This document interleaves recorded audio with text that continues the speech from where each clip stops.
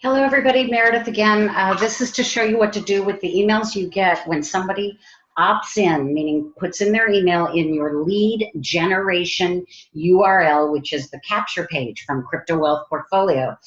In your back office, you have a team referral URL. That is team building URL. That's referral. That's the one where they go and they watch the 6.5-minute video.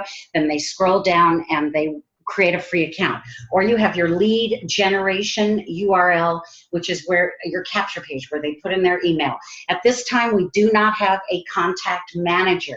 We will, but right now we don't. So what happens is, instead of your email, your lead, once they do the opt-in, immediately going into your contact manager, which is usually what happens and what we want to have happen, you're just going to get an email telling you that somebody opted in, and you have to do something with their email. So the emails come from a company called Jotform. That's just simply the company that Crypto Wealth hired to send these emails out to you. It says in the subject line, a new lead is filled out your form.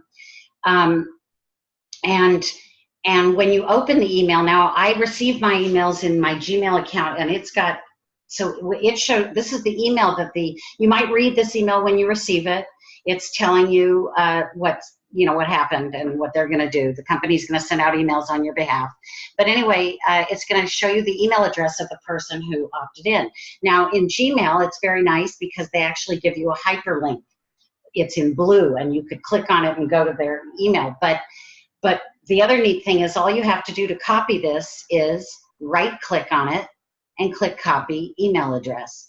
Whereas if it's not a hyperlink, you have to copy and paste it. Anyway, now I created an Excel spreadsheet that I call traffic leads for Aweber, and I simply now paste that email here and go down to the next line, and then I go back to this email. I personally will delete it. I don't care about keeping it. You may want to keep it. And then I do it with the next one, same thing.